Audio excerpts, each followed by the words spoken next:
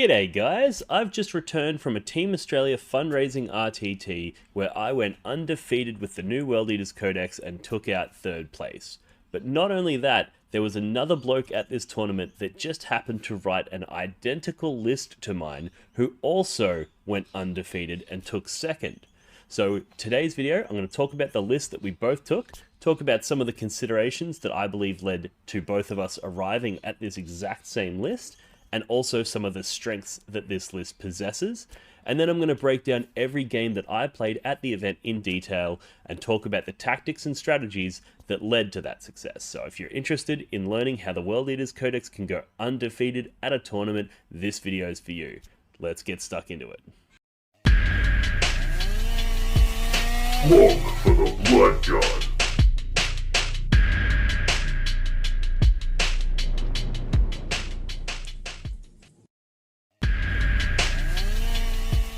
Alrighty guys, before we kick off the video, I just want a quick shout out to my Etsy store where you can pick up 3D prints and various other knickknacks like dice and objective markers, all of the proceeds from which go towards supporting the channel. And in this video, I'm going to be doing a very special competition where the first 5 people to buy something from that Etsy store and use the promo code Helbrute, and maybe PM me and let me know as well, those people are going to get a free Helbrute included in their order. So if you want to order some dice, you get a free Helbrute. You want to order some Goremongers, you get a free Helbrute. And that's exclusively for the first 5, because I've only got 5 of these guys kicking around. So I'm going to give them away for free. All you have to do is go over to the Etsy store, make a purchase, use the promo code Helbrute, and then let me know, PM me on the page and say, hey man, just placed an order with Helbrute. Chuck us the freebie, and then the first 5 people to do that are going to get a free Helbrute. So with all of that being said, let's get stuck into the video. Alright, I think the first logical place is to talk about the event itself. So this was a 3-round RTT, relatively entry-level sort of format kind of event, where we had a number of members from Team Australia on site doing seminars and teaching tactics and strategies and holding little workshops and things like that. And it was an absolute ripper event in New South Wales, so that was a ton of fun. And the format for the event was just your normal WTC, your normal match play missions. I was playing on WTC tables with WTC terrain rules, etc., as it's practice and prep for the World Team Championships, for which I'm the captain of Australia. So we were playing in that sort of format, and it was just 3 rounds. 2-hour 45-minute rounds, and yeah, that was the format. Pretty straightforward, pretty simple 40k. Now the list that I took, it's really interesting. I typed out my list, submitted it, and then as soon as lists went live, I started getting PMs from all these people going, oh, did you write the list for so-and-so? And I was like, what are you talking about? And then I look at it, and it turns out that one of the guys from New South Wales just happened to submit an exact copy of my list. Now, he's obviously thought about it, and I talked to him at the event and talked through some of the processes of how he made his decisions and how he arrived at that conclusion, and they were very similar to the decisions that I made. So that just goes to show that there is a little bit of a consensus forming around what's really effective and what's really, really good in the World Eaters Codex. This was the first tournament that I've attended using the new rules, and they were actually the first games that I've played using the new rules, because I've been so busy with Team Australia prep and all those sorts of things that I haven't had time to put models on the table. So this was my first opportunity to do so, and it was an absolute fantastic event. The list performed really, really well. So what we'll do now is we'll bust open the app and we'll go through the list in detail. Blog for the Blood God exclusive high quality dice. Blog for the Blood God exclusive high quality dice. Blog for the Blood God exclusive high quality dice. Hi, I'm Dean Simbeck, President and CEO of Blog for the Blood God's exclusive high quality dice warehouse and emporium. Due to a shipping error, I'm currently overstocked with Blog for the Blood God exclusive high quality dice, and I'm passing the savings on to you! Roll 9-inch charges, pass invulnerable saves, roll high for damage, and score lots of hits. Check out the links in the description of this video to pick up your set today. So here we have the list itself. So as you can see, we've got Khan the Betrayer as the Warlord. Now, Khan the Betrayer, for 85 points, I think he's an absolute steal. He's really, really good value. And one of the main changes that happened with Khan in the new book is that instead of fighting on death automatic, he now gets back up on a 2+, which means that if you have Fight on Death active for your blessings, you can kind of have your cake and eat it too. You can Fight on Death and then get back up and then go in and charge something else. So huge glow up for Khan, and he went down in points, and he went up to Strength 7, and we'll talk about it later, but this detachment is the Berserker Warband, which means that he's going to be striking at Strength 9, which means he's actually a significant threat to even sort of small vehicles and things like that. So Khan the Betrayer as my Warlord. Then we've got a unit of Khorne Berserkers that Khan leads, and they all go in a Rhino. Now, being Berserker Warband, that means that they still have access to advance and charge using the stratagems. They've got the 2 inches extra movement baked into their profile, so they're more or less just as fast as they used to be. But now, because you're not using your Blessings rolls to get that +2 move, you're not using your Blessings rolls to get advance and charge, that means that you've got things like sustained hits, things like lethal hits, things like 6-inch pylon and consolidate. All of that, you've got that baked in as additional damage output. So this unit, I think, got considerably more powerful in the new book. And the theme of when I was writing this list is I was just looking at, well, what got better? Let's just run all the stuff that got better and then see how it sort of all pans out. So I was like, well, Khan got better, Berserkers got better. Is particularly in the Berserker Warband detachment. You know, the ability to get an additional AP on them is really, really important as well. So they're in a Rhino. Now it's worth noting on the Rhino as well, it now has a new rule where basically you can reactively disembark when somebody ends their move near you. So that's a really, really important ability, and that came up really, really critically in one of the games, which we'll talk about later in the video. But worth noting, the Rhino got significantly better as well. Then we've got 3 units of Chaos Spawn. I think these guys are arguably one of the best things in the book. They've got the Scout move built in, they've got Advance and Charge built in, they've got the 5-up Feel No Pain, so they're quite tough. They hit quite hard, especially in the Berserker Warband, and they're relatively cheap. So these are just a really, really high value unit. Then we go into 3 units of 8-bound. Now, I know they went up in points, but I think they got a significant buff in this book in that not only did they go to Strength 8, Strength 10 in the Berserker Warband on the charge, but they got, one of the main things that they got is their Aura, which is now +1 to hit for enemy units that are infantry. So if you're targeting infantry units, you get +1 to hit, and it's an Aura. So this means your Spawn get activated. Your Khorne Berserkers go even harder. So these guys are amazing force multiplier that do serious damage in their own right. They're a little bit easier to kill because you can't put a Feel No Pain on them anymore, and they're not quite as fast because they don't have the access to the advance and charge. Their movement went from 9 to 10, so they don't even really get the +2 move. So they're quite a bit slower than they used to be, and they're quite a bit easier to kill than they used to be. But I think overall, I'm pretty happy with the new 8-bound data sheet. So I was like, yeah, I'm going to take 3 of those as well. Then the Forge Fiend, no surprise here. You've heard of people talking about it a lot. It's basically doing a ton more damage with those ectoplasma cannons because they get full reroll to hit within 18 inches and an additional shot within 18 inches. These guys, if you play them aggressively and throw them in your opponent's face, they do amazing damage. And also, just providing some shooting utility to a World Eater's army is always a welcome change. So, chucked in 3 Forge Fiends because they're cool. Then I chucked in the Goremongers. I did the deep dive on these guys not too long ago, but basically the goal here is that you use them to infiltrate up, which means that your opponent can't infiltrate in the position you've put them, which means they can't block your scout moves, which means your 8-bound and your Spawn are all getting those scouts. Now, these guys, I actually think you could almost get away with removing them from the list because you're very rarely going in for a turn 1 scout charge sort of situation because you can do it with the Spawn pretty easily, but they don't hit quite hard enough. And the 8-bound only getting a scout 6 and then a move 10, they're 16 inches. They're generally going to be 8 inches away from your opponent's deployment zone, which you're not going to go for an 8-inch charge. So realistically, gaining scout move on the 8-bound's more about staging them and getting them into certain positions. And therefore, you don't necessarily need the Goremongers. But they were just a nifty tool that I was able to send out early. Pretty much every game I put them on an objective, they died turn 1. I spent the CP to sticky the objective, and that meant I didn't then need to send other units out to be exposed. I could sit behind a wall somewhere, and now that objective's sticky, so your opponent has to go out to take it from you, and in doing so, they initiate that trade war, and you're able to send 8-bound out to respond, or more Spawn out to respond. So the Goremongers did serve a very important role in the list, just not quite as important as they had been perceived to be with the old rules.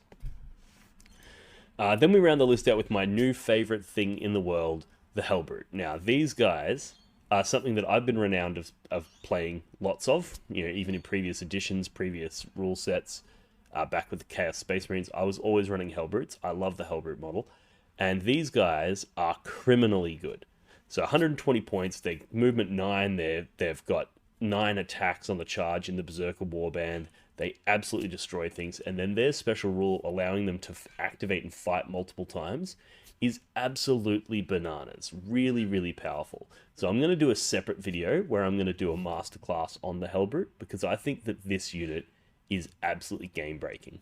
But the TLDR of it for here is that every time your opponent allocates an attack to you in either the shooting phase or the fight phase, you basically get to respond by either shooting or fighting back.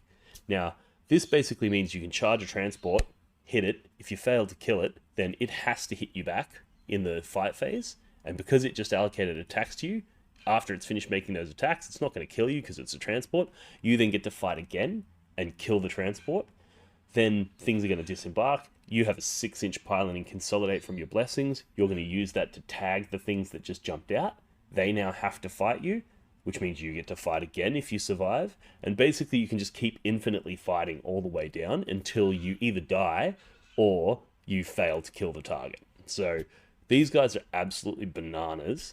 They're not particularly fast, they're not particularly tough, but God, they hit like an absolute freight train. So they're a ton of fun.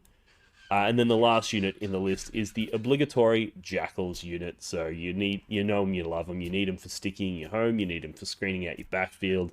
These guys serve a very critical role. I don't think they made a single attack all weekend. They basically just sat on my home field, stickied it, screened out, prevented my opponent from deep striking behind me. And then by the time they started sort of coming out, everything was kind of dead.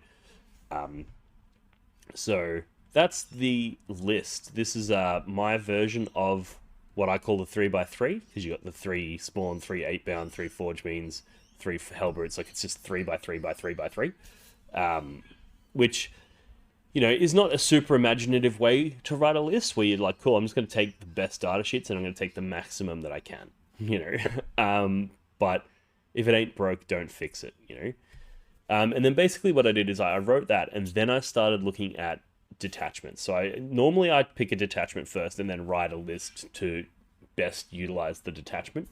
Whereas this, I took a reverse approach where I was like, I'm just going to write a list that has all of the best data sheets, all of the really good data sheets, and then I'm going to find which detachment best suits it, and then maybe make some tweaks back and forth. So if I decided that the Gore Track detachment was better, I might have removed some of the 8-bound and some of the Forge Fiends and put in another Rhino with Berserkers. Or if I decided that the Khorne Demonkin suited it better, I might have removed some elements and put in some Demons. But yeah, basically I wrote the list based on just what are the good data sheets? What are the ones that are just high value data sheets? And then what detachment do I want to wrap them up in? And I ended up deciding with the Berserker Warband because getting advance and charge on those Khorne Berserkers is really good. Being able to sticky objectives is really good. +1 AP is really, really good. But mainly it was that +1 attack and +2 strength. Pushing 8-bound to strength 10 is a really critical breakpoint. Pushing Berserkers from strength 4 to strength 6. Like, that is essentially +1 to wound against anything that's strength 4, toughness 4, toughness 5, toughness 6, toughness 7, toughness 8. Like, it's almost everything it's actually, no, toughness 7 is the only thing that you don't get a +1 into. Because if you're going to strength 6, well, whether you're strength 4 or strength 6, you're wounding toughness 7 on 5s. But everything else, every other toughness value, you're getting +1 to wound into. And that's just amazing value. And even though in Goretrack you can get that on a turn in which you disembark, you're not always going to be disembarking. There's some times where you disembark out, you go, you charge something, you kill it. Then next turn from that position, you want to move off and go kill something else. So being able to get that all the time is amazingly valuable. Especially with somebody like Khan, who, your opponent might kill you, you get back up, and then in your turn you're going to charge back in. So you're going to be getting back up from a position where you're not disembarking from a transport. So I was like, you know what, that +2 strength is just really good value. Even on things like the Spawn, it pushes them up to a valuable strength characteristic. Your Helbrute's already really high strength. I run them with the Hammer and the Fist. There's a few people that make arguments for the Scourges and the Fists, but I think the hammer and fist is the best way to go because the hammer has that extra AP, and also it's less vulnerable to things that have -1 damage because you're D6+1, you're just going in and doing those really high damage attacks, and if they take 1 damage off, it's not the end of the world. So that's why I ended up going with the Berserker Warband, and I also thought that given that it's the same detachment that I'd been using for the last, forever, it's probably an easier transition point to get more familiar with the new data sheets while keeping the same detachment. And then maybe as I play, I learn a little bit more about the data sheets and how they interact and what value they provide. And then I could maybe look into adapting it into some of the other detachments. So that was sort of the thought process behind that. And when I spoke to the other player at the event that was running an identical list, the only thing he had that was different is he had the Scourges on his Helbrutes instead of the hammers. It was really funny. I walked past him at one point and he got paired into Imperial Knights, and there was all these big knights. And I just gave him a little bit of nudge, and I was like, I bet you wish you had hammers now, yeah? And he was like, yes, I wish I had hammers right now. Because, obviously those big targets, you get a lot more value out of hammers. Even just little things like if you roll a 1 for the damage, being able to CP re-roll that, and then maybe rolling like a 4 or a 5, and just going, cool, I just 1 CP to do an extra 4 damage is really, really good. So yeah, he agreed with me in the end that he wished that he had taken the hammers. But we just talked about sort of the design philosophy, and he shared the exact same approach I did. He was just like, I just looked at the data sheets and I was like, which data sheets are good? And then which detachment maps best onto those. So that was really interesting to see that, two people have come up with literally the identical list for the same event. Because there's a few people internationally that are doing quite well with the World Eaters. In various detachments. I know Khorne Demonkin's doing quite well. There's some people getting results with Gortrak. And then there's obviously a lot of people that are still getting results with the Warband. There's also a few niche people out there that are making Vessels of Wrath work with these new rules. So there's a lot of diversity and there's a lot of different ways to play the World Eaters right now. But it was just really interesting to see that just for this one little 30-player event, 2 people happened to run identical World Eaters lists. And then both of us went undefeated. And we never got to fight each other, so it was like, well, who's better? It was really interesting. So, but it just goes to show that the power is definitely there in this new book. So I know there's a lot of people doom and glooming on the internet, but I don't think it's warranted. I think this detachment and this army is still very, very powerful. So let's jump over now and have a look at the rounds that I played, and I'll give you a bit of a brief overview of what went down. Alrighty, so round 1 was Purge the Foe, Raise the Banners, and Crucible of Battle was the missions. I played into a bloke named Tim who was running an Orcs army. It was a war horde, and he basically had a ton of transports with guys inside. So we had, I think, 6 trucks. He had a couple big units of Beast Snagger boys. He had some Knobs. He had some Breaker boys. He had a bunch of Gretchen. He had some Flash Gits, a lot of Flash Gits. Some Knobs, all sorts of things in his transports. And it was actually a really fascinating game. I'm just going to talk about a few key moments from the game. As you can see, it was a really, really tight game, really low scoring. There was lots of denial happening where both of us were struggling to get our primary, struggling to get those secondaries. So it was a really tight game. There was one moment there where he had, along here, he had a couple of trucks, and then a unit of Flash Gits and a unit of Knobs with a character in it, and I drew Assassinate as one of my cards. So basically what I did is I rapid ingressed a Helbrute over here, off the table edge, and then he moved up his 9 inches, charged in, hit one of the empty trucks, fought the truck, failed to kill it, then the truck fights back, doesn't do any damage to the Helbrute. The Helbrute then kills that truck, consolidates into the next truck, fights that, kills that, the guys disembark, I then piled into them, fought, killed them, then consolidated into the Flash Gits, fought, and killed them. So one Helbrute went up this flank from a rapid ingress and killed like 4 units and a character, which got me my Assassinate point, and then completely cleared this whole area of the board. So that one Helbrute did amazing work. he earned his points and then some. However, the other two Helbrutes did nothing in this game because both of them, because they were relatively slow, I basically moved up and then he was able to disembark, advance and charge when he did the War and hit both my Helbrutes. I had the 4-up fight on death active for that turn and unfortunately didn't roll a single 4-up as always. And as a result, he killed my other two Helbrutes without them doing any damage. But the thing is even though those Helbrutes died without really providing much value, because the previous turn, one of them went up here and absolutely wrecked place, he then basically prioritized killing those Helbrutes. He knew that he could not let those other two Helbrutes do the same thing. So he basically overextended to a degree and hit those two Helbrutes, which then allowed me to respond with all of the other bits and pieces in my army. The other really interesting thing is I had a Rhino position down here somewhere. One of my second Helbrutes was on this objective, and he sent like a big unit of Beast Snaggers to go hit that Helbrute.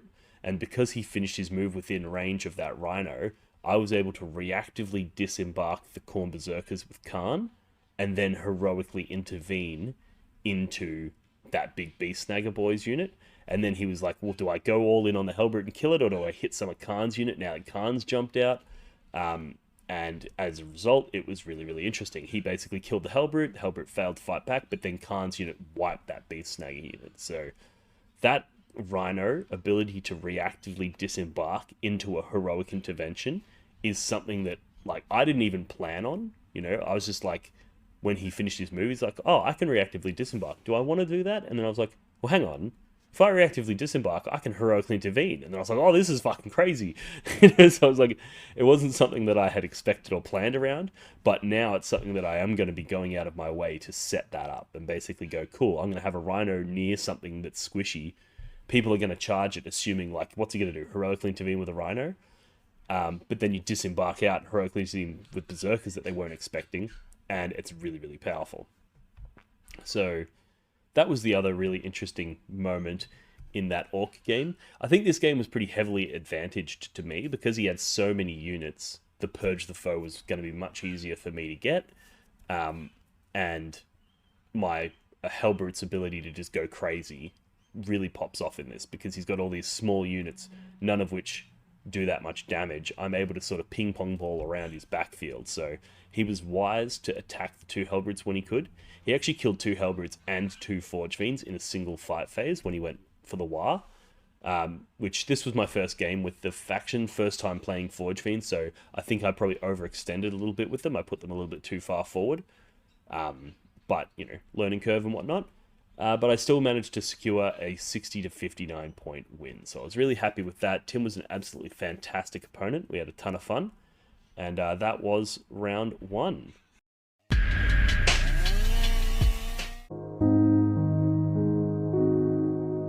The Warhammer community suffers from some of the most prohibitively expensive essentials in the world, especially Australian content creators. Every single day, Dean wants to create content, but he can't. Suffering from old, worn-out brushes, expensive model kits, and costly software and equipment, he can't endure much longer. Just look at this dirty paint water. Would you drink this? Would you let your child? Even a small monthly donation can help provide Dean with clean paint water, basic tools for survival, and access to life-saving information and education. So please, follow the links in the description below and find out how you can sponsor a mad cunt like Dean today and end the suffering. Suffering that is cruel, unsustainable, and your fault.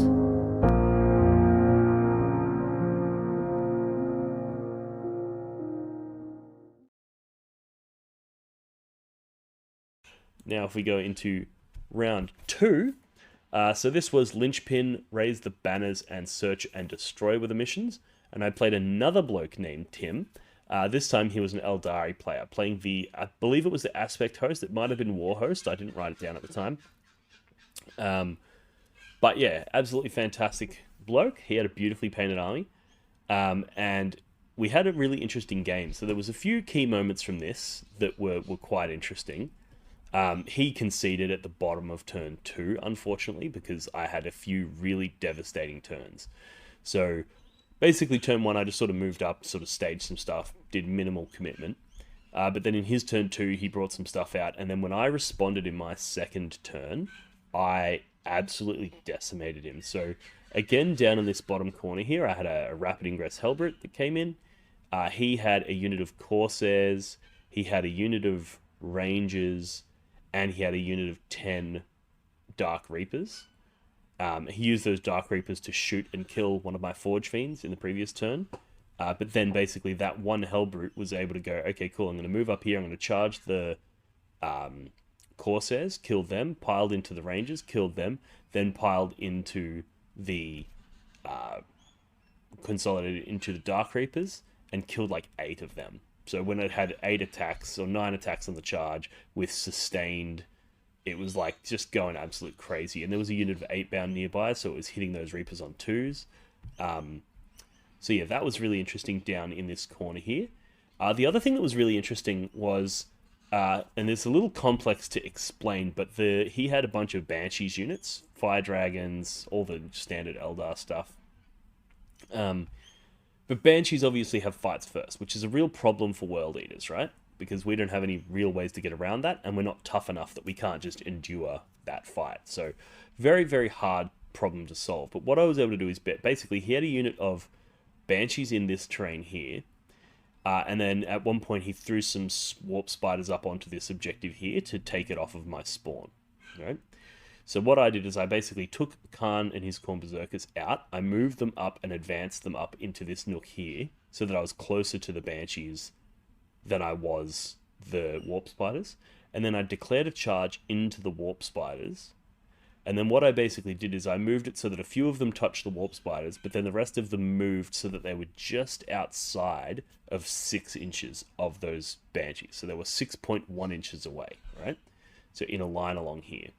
So I've made contact with the Warp Spiders, and they were on the other side of the wall, so because that meant I couldn't put in base contact with them, which means I didn't have to go in that direction if I didn't want to. So basically I moved a couple guys over there, and then the rest of them sort of came around here, moving to end closer to the spiders, but not the full distance, and staying 6.1 inches away. And that meant that he couldn't heroically intervene, because I wasn't within 6.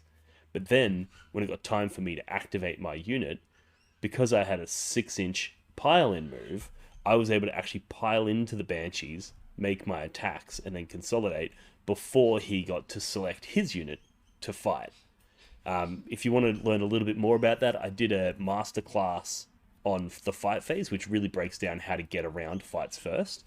And normally the challenge you got to look out for is the heroic intervention, but because the World Leaders have that 6-inch pile-in move, it means that when I'm selecting my unit to fight, I can pile in all the way up to those things that were going to heroically intervene and make my attacks into them.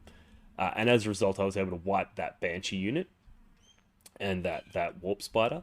And then I had a second Helbrute that ran down the middle here, hit some Warp Spiders on the center objective, killed them, then consolidated into some Fire Dragons. They fight him, they don't kill him, and then I picked up a unit of Fire Dragons as well. So on that one turn, I had a Helbrute clean this whole bottom corner here, Corsairs, Dark Reapers, Rangers. Then I had another Helbrute clean up Warp Spiders and Fire Dragons. And then I had Khan's unit kill Warp Spiders and a unit of Banshees. And as a result... Oh, and I also had a unit of 8 bound in the middle here that were able to basically... They charged those same Warp Spiders that the Helbrute killed. And then because they'd made a charge, they're eligible to fight.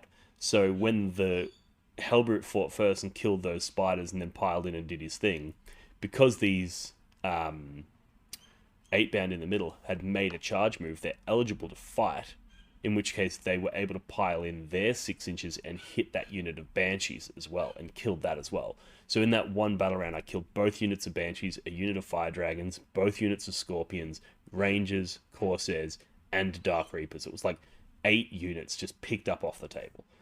And my opponent basically just looked down at the table and was just like, well, fuck. I guess I concede.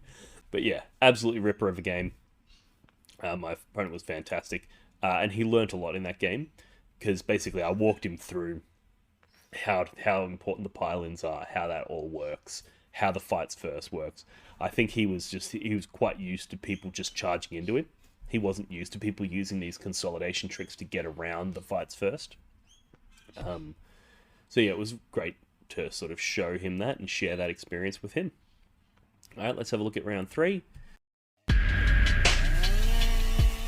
So round 3 was Scorched Earth, Swift Action, and Tipping Point. Now this, I was playing into a Tyrands player, absolutely lovely bloke. He had a ton of big monsters. He had like a Tyrannofex, a couple of Exocrines. He had Old One Eye leading a unit of Carnifex. He had a Hive Tyrant. He had this Norn. I'm not sure if it's the Norn Assimilator or the Emissary, but it's the one that has the OC-15 and the 4-up Feel No Pain whilst it's on its chosen objective. He also had a big unit of Gene Stealers, led by a Patriarch or whatever. And then he had a few other like sort of bits and bobs. And then basically what we did here is, it was really interesting. So we got this table randomly generated for us, and it was quite rough for both of us, because as you can see, these terrain pieces actually touch the edge of the board. So you can't draw a line of sight down there.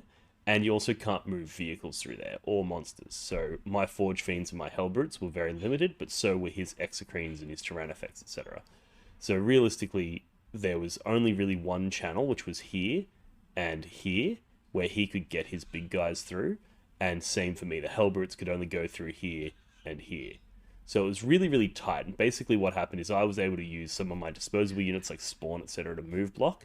And throughout the course of the game, he was never able to get onto the center objective or my home or my safe.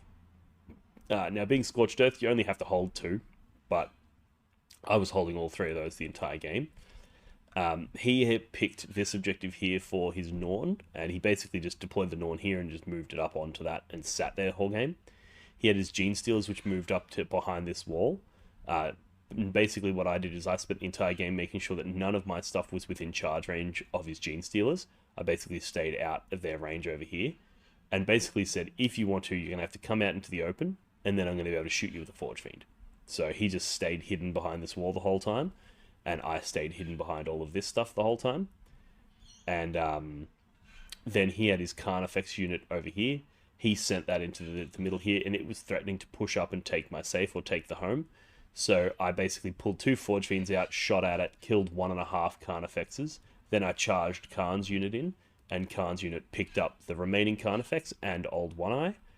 And then 6-inch Consolidate, put him up all the way up into the middle of my opponent's lines. My opponent then shot at Khan's unit, killed 8 of them with 1 Exocrine. And then I used the Blood Surge move to tag a bunch of stuff, killed that in his turn, and then in my next turn, Khan went and took his home. With just Khan and 2 Berserkers, jumped on there, killed a Biovore, and took his home. So that was really good. And basically by doing that, I then removed the one thing that he had that could move down this flank. So, because everything else was too big, just wouldn't fit. So he now couldn't push down, couldn't take my home, couldn't really challenge the center. And then he had the Gene Stealers back here, but because they only have that 8-inch move, he was like, essentially he just can't come out, because I just stayed outside of 21 inches, so he can't charge me, which means he would have to move 8 inches out into the open, and then I'd just shoot him. So he basically spent the entire game where he couldn't get any of his army past here. It was real touch and go for a moment there, where basically I started running out of assets, and so did he, and then it was getting to a point where I was like, and now he's just going to advance everything out into the middle. But I got a few real lucky charges with Helbrutes. So he had a Tyrannofex sitting on the terrain piece here, and he, I wanted to kill it. I drew Bring It Down, so I was like, I have to kill monsters this turn. So I took one of my Helbrutes that was here and threw it into the middle, and he overwatched with the Tyrannofex, which only has 2 shots, but he rolled a 6 to hit, which was a lethal hit as well, so he just went straight through and killed a Helbrute from full health to dead. So I was like, well, that was my plan on killing that Tyrannofex. So then I got my second Helbrute that was staged back here and moved it around and had to rip like a 10-inch charge to make it in. But I got lucky, made the 10-inch charge. The Helbrute went in, took half of that guy's health down. Then he fights, fails to kill the Helbrute. The Helbrute fights again and finished him off. So Helbrute killed that Tyrannofex. And then the other one is I had a Helbrute arrive here from just reserves and go for a 9-inch charge onto his home, because The problem was is the most of the game he'd screened me out, so I was having to drop Helbrutes behind this wall. But because they can't walk through the wall and the wall goes all the way up to the edge of the table, it was like I'd drop him here and then he'd have to spend an entire turn just moving around out into the open, and then he'd just get shot by Exocrines and Tyrannofex. So I basically held my Helbrutes all the way till turn 3. I had second turn, so I basically waited all the way until then and then dropped him and just went, I hope I get a 9-inch charge. But I got lucky, made that 9-inch charge. He fought, killed something that was in the back here. Then he consolidated into an Exocrine, fought and killed that. So in that turn, I killed 2 Exocrines and a Tyrannofex, which was fantastic for Bring It Down. Really pumped my score up. And yeah, so that's where we were. And basically, that game was real slow in that we spent a lot of turns not doing anything. I had all 3 units of 8-bound and a unit of Spawn staged in behind here, where he couldn't shoot me or charge me all game. And I was like, I'm not giving these guys away for free, so I just held on to them. I had Forge Fiends hiding back here most of the game, pretty safe. I had a Rhino starting here, which then disembarked Khan's unit up to hit the Carnifexes, and then the Rhino jumped around onto that objective and just like cleansed it and that sort of stuff. So yeah, it was a very interesting game. Yeah, Lewis was an absolute legend of an opponent. So that's the outcome of my first run with this new World Eaters Codex. So undefeated, 3 games, absolutely ripper of an opponent in every round, and a ton of fun with this new Codex. Highlights for me are definitely the Helbrutes. Those guys are insane. If they went up to like 150, 160 points, I'd probably still take 3 of them. They're so good. They're quite slow and they can be annoying with moving around terrain. But man, when one of those guys pops off, they pop off hard. So the Helbrutes are definitely a highlight for me. I was also really impressed with Khan's unit. Being able to just go, cool, he's just going to advance and charge out of that Rhino, get +1 to hit from a nearby 8-bound unit, get +1 AP from a stratagem, and then go in with sustained hits. Like, these guys are the most deadly they've ever been. Even though you can't get the full rerolls to hit from Angron that we used to like on them, I still think these guys, the damage output on them is absolutely phenomenal. So definitely keep an eye on those guys. I think every list is going to start with Khan, Berserkers in a Rhino. Outside of maybe things like the Demonkin, where all of a sudden the Berserkers aren't doing that much damage, then you might not consider that. But just having something that's battle iron, something that's got high OC is also quite high value. Like in that last game with Tyrands, I was able to put 2 Berserkers in Khan, which is 5 OC, and take that objective off of one of his Exocrines because they're only 4 OC. Whereas if you don't have those high OC models, you can't just walk onto objectives and take it from your opponent. You actually have to kill them. Whereas in this, I was able to kill something else, pile in and consolidate onto the objective, and claim it. So, yeah, Khan's unit was fantastic. The Helbrutes were fantastic. The 8-bound were just reliable solo operatives. Like, they can just go into something on their own and be like, cool, we've got 6 attacks each at strength 10, AP 2, 2 damage, hitting on 2s. Like, that's just super reliable, consistent damage. I worry that they might not do quite as well in other detachments, but in the Berserker Warband detachment, they were fantastic. The Forge Fiends were probably the most disappointing thing, and I think that if I was to change this list in any way, I'd look into potentially dropping one of the Forge Fiends and maybe dropping the Goremongers, and then using those points to get some other smaller trading pieces. It's kind of hard in the Berserker Warband and in this new book because we don't really have any cheap units. Like a unit of Khorne Berserkers is 180 points, unit 8-bound's 150 points. Like, we don't really have those cheap trading pieces, and we've already maxed out on Spawn. So there's a few ideas you could do. You could take a Slaughterbound with enhancements just on his own, not attached to anything, and then just use him as a relatively cheap unit that can just go out and kill something small. My concern with that is that you're offering up assassination points when you do that, so that's why I didn't go down that route initially, but it might be something that I'll look into. But yeah, that's my summary of my first event using the World Eaters. Now, the other bloke that was running the same list, he also went undefeated. I know that he played Custodes and he played Imperial Knights because I watched both of those games on and off. I'm not sure what else he played, but it just goes to show that the World Eaters have pretty good matchups into a lot of people. So that's really exciting to see, and I hope you guys are as optimistic as I am to see what else we can make this codex do. So with that being said, I'm going to leave it here. Thanks for tuning in, guys. Remember, if you want to show your support, head over to blogforthebloodgod.com. There's tons of ways you can show your support there, by either joining our Patreon and Discord community, by buying objective markers and merchandise and things like that I get a little kickback from.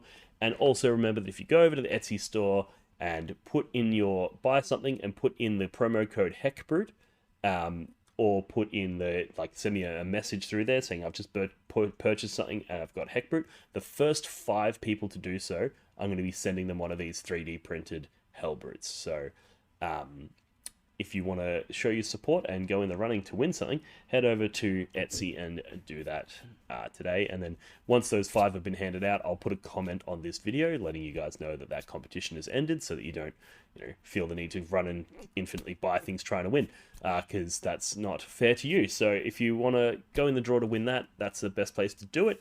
And also, I look forward to having a conversation with you guys in the comments section below. So let me know what you guys think, and we'll get chatting down there. And as always, thanks for tuning in. I'll see you in the next one. Cheers. G'day guys, I wanted to thank the team from the Army Painter for sponsoring this channel and this video. The Army Painter are donating a Warpaints Fanatic flexible triad set for every tournament game that I win. And all you have to do to go in the running to win a set yourself is comment below with which colour you would like to win if your name was randomly selected. The Army Painter are then going to go through the comments section and select people at random and send out sets of these absolutely fantastic paints. If you'd like to browse their range, there are links in the description below for where you can look at all of the amazing paints that these guys have available, pick which ones you would like to receive if you were lucky enough, and then comment that below. That's all you got to do, nice and simple. Now let's get back into the video. Walk for the Blood God.